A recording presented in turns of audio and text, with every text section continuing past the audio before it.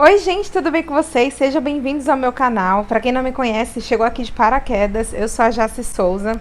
E nos últimos vídeos eu comecei a falar sobre a minha situação atual, que eu estou grávida e que é uma gestação de risco. Se você ainda não assistiu e é novo aqui, não deixa de se inscrever no canal e de conferir os últimos vídeos que eu liberei aqui falando sobre um pouquinho da minha história, tá?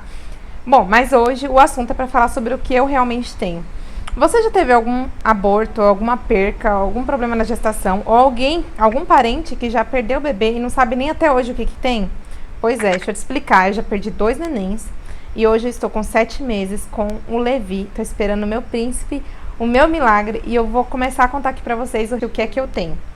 Eu tenho IIC. Na sigla médica, isso significa incompetência istimocervical.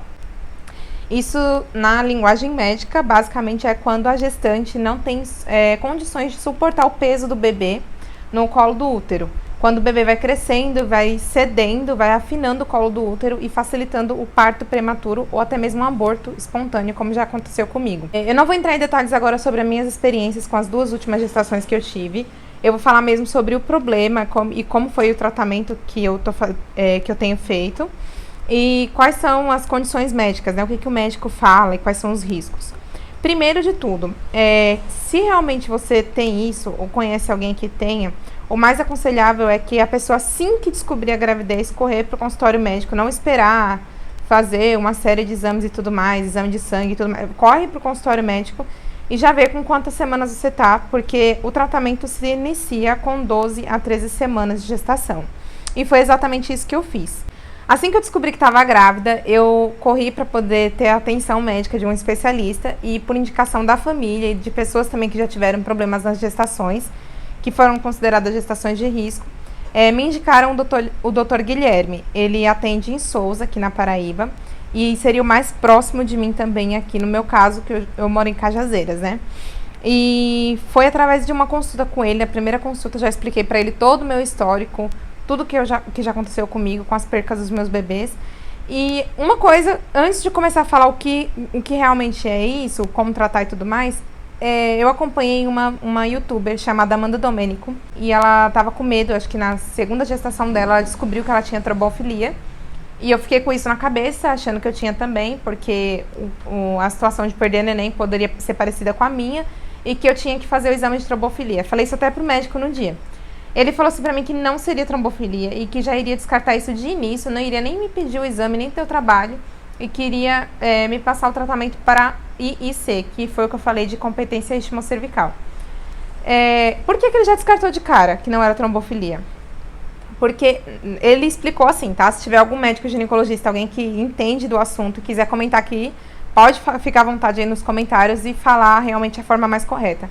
Mas para explicar de uma maneira mais leiga, trombofilia eles identificam quando a mãe simplesmente descobre que está grávida e vai no consultório, faz uma ultrassom para ouvir o coraçãozinho do bebê e já descobre que o neném está morto, sabe? Que o neném não tem vida. Ou de repente a gestação até acompanha alguns meses e de repente do nada, sem dor, sem cólica, sem contração, sem nada, o neném simplesmente não tem mais vida.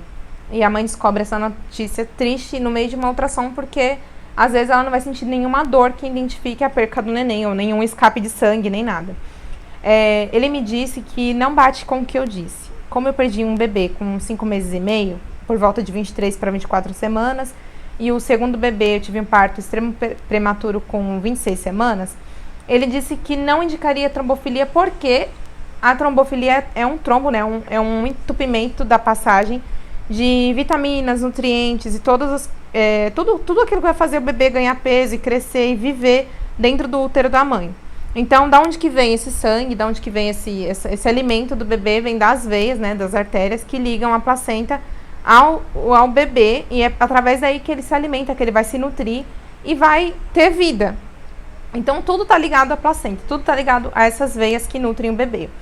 E foi isso que eu entendi. Então, a partir do momento que ele me disse que não seria trombofilia, que não seria o meu caso, eu fiquei um pouco mais calma, mas ainda fiquei tensa, porque ele me recomendou o mesmo tratamento que eu já havia feito na minha última gestação, que foi fazer uma cirurgia chamada cerclagem. Cerclagem dar alguns pontos no colo do útero, né? Porque o colo do útero ele fica bem abaixo no finalzinho do útero, já com encontro com o canal vaginal mesmo.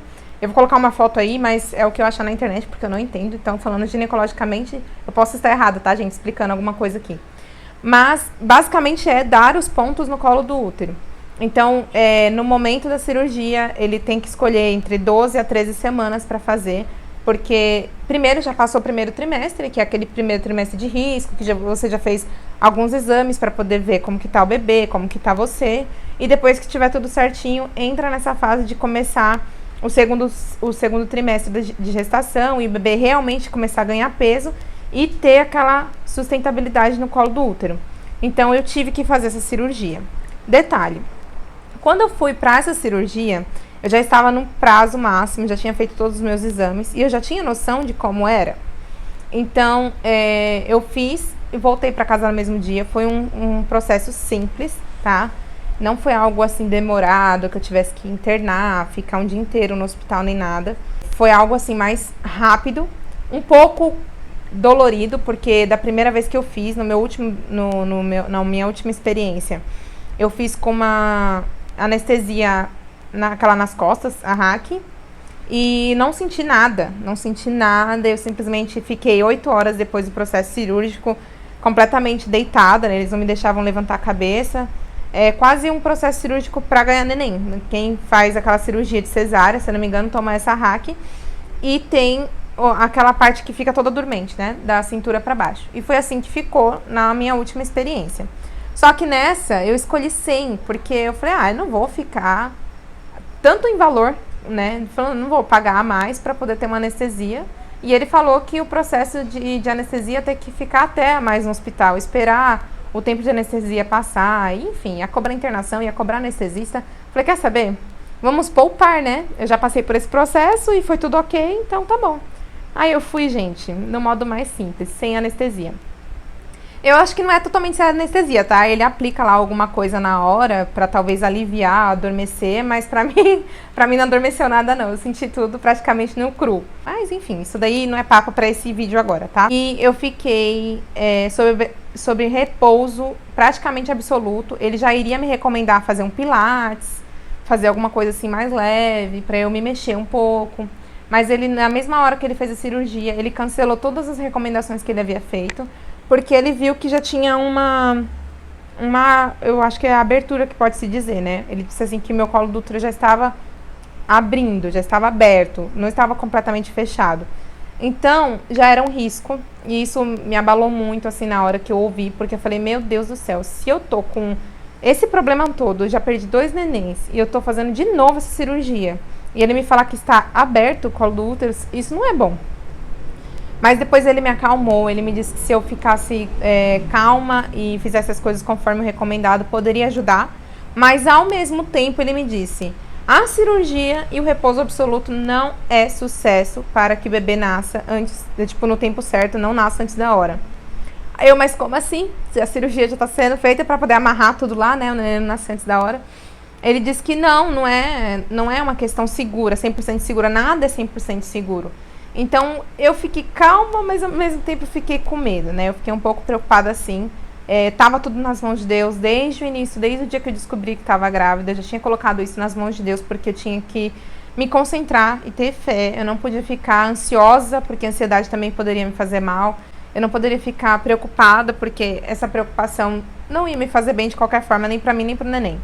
E eu me concentrei em Deus desde o início. Foi Deus que tem feito Deus tem colocado a mão. É Deus que tem feito esse milagre acontecer. E eu tô aqui hoje contando essa história pra vocês com 7 meses. Detalhe, 7 meses que eu completei semana passada, porque eu entrei na 30ª semana. E como eu comentei com vocês no comecinho do vídeo, eu perdi meu último bebê com 26 semanas. Então isso, pra mim, tá contando aqui pra vocês hoje, é um enorme milagre. Sobre essa situação da cirurgia, sobre ter passado por isso e tudo mais, não foi só isso. Vem mais sufoco por aí, porque depois disso tudo, quem faz também essa cirurgia e tem esse tipo de problema, toma um remédio que é um hormônio, né, de progesterona. Eu tô tomando o Trogestan todos os dias, 200 miligramas, se eu não me engano, 200 miligramas por dia, né, uma cápsula por dia. Tem mais, né, nisso, no caso, além do repouso que ele me passou praticamente absoluto, não totalmente absoluto, que ele falou que não precisaria se a minha placenta não era baixa e se eu não tava com sangramento. Então, pelo momento, ele falou que eu devia fazer menos esforço, não pegar peso, não arrastar as coisas, não ficar fazendo faxina, essas coisas que toda mulher grávida mesmo, uma gravidez saudável faz. Ele falou que eu não podia fazer. Alguns exames tinham dado também uma leve anemia. Aí lá vou eu tomar ferro. Mas isso daí, olhando por outro lado, não era o grave. O grave foi o que veio depois. Eu descobri que estava com Covid. Exatamente. Um dia, no chá revelação, eu deixei pra vocês no último vídeo, né? Pois nesse dia aí, eu já tinha passado mal uma parte da tarde. Eu e o Júnior, a gente ficou ruim junto. Ele ficou com o corpo meio esmorecido, meio mole, como se fosse com gripe. Ele, eu não tô muito legal hoje, tô me sentindo meio indisposto. Falei, nossa, mas eu também não tô muito bem não, mas eu acho que é porque eu não dormi direito. Ele tava um pouco pior que eu, ele já começou a ficar febril.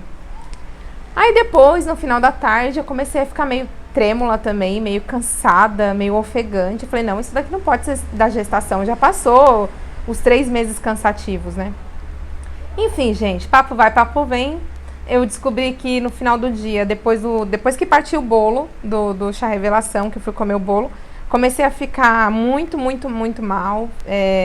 O Júnior começou a tremer de febre. Em seguida, eu comecei a ficar ruim também. A minha tosse, tava com tosse, eu acho que um dia antes, ou pela manhã, comecei a perceber que eu tava com um pouco de tosse mais seca. Eu não tava sentindo nada demais, além de sintomas de gripe. Mas depois a gente começou a se preocupar, né? Porque a gente tava isolado, eu grávida. Questão de pandemia global, é uma questão que preocupa. Aí vai toda a família fazer teste do Covid. Por quê? Porque isso daí foi num domingo, no sábado para um domingo, o chá revelação. E na semana, entre segunda e terça-feira, começou o resto da minha casa, da minha família, ficar todo mundo doente também. Aí ficou meu pai, minha mãe, minha irmã, minha prima, todo mundo que estava morando aqui comigo na minha casa ficou doente. Então foram todos fazer teste do Covid e todos atestaram, menos o meu pai. O porquê o dele deu negativo, eu não sei, porque ele também estava com sintomas e meu pai, estava aqui dentro de casa com a gente, não era uma pessoa de fora, sabe? Então eu acredito que ele já estava assim, só não acusou no exame por algum motivo que deu errado. E não precisei ser internada, não precisei ir para o hospital, não foi algo grave. Graças a Deus, nem ninguém da minha família também precisou fazer uma internação ou coisa do tipo. O que mais me preocupou foi a minha condição de estar gestante e o que isso poderia ocasionar para o bebê. Graças a Deus, assim, eu tive um acompanhamento muito bom com o Dr. Guilherme desde o início. E ele me acalmou dizendo que não tem uma transmissão vertical, que é da mãe para o bebê, né? Que até então os estudos não liberaram essas provas que pode ser realmente fatal para um bebê e que eu deveria ficar tranquila, porque isso daí seria um vírus que estava em mim, mas não no bebê. Enfim, mas eu me acalmei, depois de uns dias eu me senti muito melhor, o sintoma mais de gripe mesmo foi indo embora. Eu fiquei sem olfato e sem paladar durante alguns dias. Durante média quase 15, 20 dias eu fiquei sem. E depois que eu fui recuperando o olfato e o paladar, bem tranquila, eu comecei a sentir dores no ouvido. Mas, gente, eu nunca na minha vida senti dor de ouvido. Aí eu fui para mais uma leva de tempo aí, 28 dias em média. Pode ter sido um mês inteiro, um pouco mais de 30 dias, mas eu chuto 28 dias que foram de dores de ouvido. Eu senti muita dor de ouvido no lado direito. E eu fiquei com uma dor, assim, absurda, que não era surdez. Era uma dor mesmo, era uma coisa, assim, absurda, que tinha vontade de arrancar a cabeça fora. Eu não dormia há várias noites, tipo 5, 6, 7 noites seguidas, só cochilando, com muita dor. Enfim, eu fui parar no pronto-socorro para poder melhorar essa dor. Tomei dipirona na veia, tomei remédio, tomei anti-inflamatório, antibiótico, tomei o que você imaginar. E eu com medo porque eu não podia ficar me medicando grávida, né? Mas tá bom, os médicos que estavam me passando sabiam da minha condição. E depois de quase 20 dias, o meu médico, ele me aplica uma injeção, falou que iria aliviar. Aliviou, mas não parou. Depois de alguns dias, ele aplicou também na outra consulta de retorno umas gotinhas de algum líquido no meu ouvido e falou que simplesmente era cera. E que se eu usasse um Cerumin, que é um produtinho de R$8 que vende na farmácia, um remedinho, ele iria diluir aquela cera, iria parar de doer e eu iria ficar bem. E que eu passei no otorrino, no médico especialista, eu fiquei fazendo o tratamento todinho que o especialista mandou durante esse mês inteiro e não parou de doer.